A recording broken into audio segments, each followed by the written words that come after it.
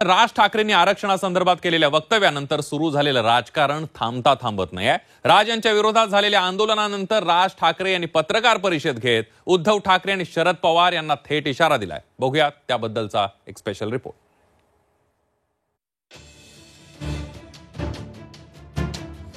पुन्हा एकदा ठाकरे विरुद्ध ठाकरे।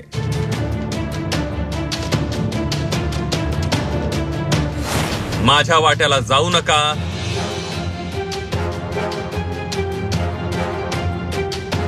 राज ठाकरेंचा उद्धव आणि शरद पवार यांना इशारा।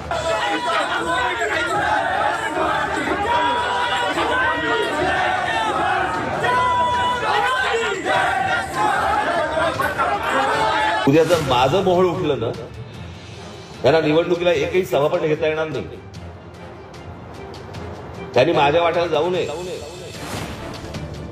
मराठवाड्या दौऱ्यात वारंवार आंदोलनांना सामोरे जावं लागल्यानं संतापलेले राज ठाकरे यांनी उद्धव ठाकरे आणि शरद पवार यांना थेट इशारा दिलाय।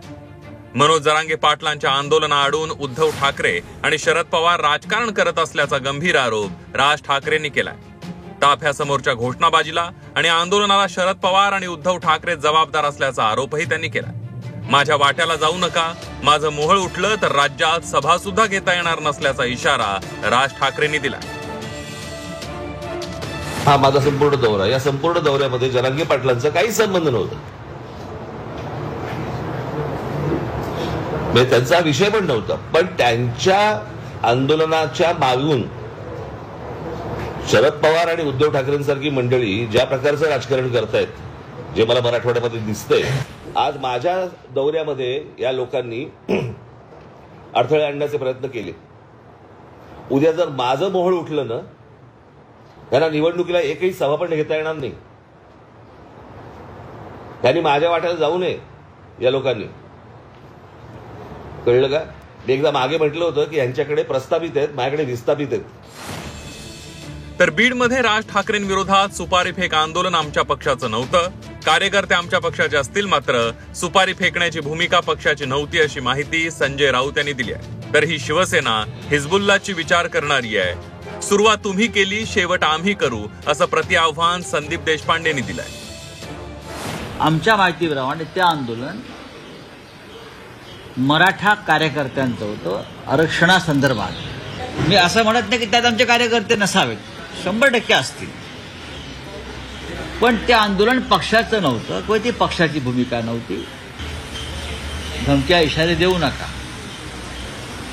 धमक्या इशारे देऊ नका, ते भाजपला द्या, फडणवीसांना द्या। स्वर्गीय हिंदू हृदय सम्राट बाळासाहेब ठाकरे यांची विचार मांडणारी ही उभाटा नाहीच आहे।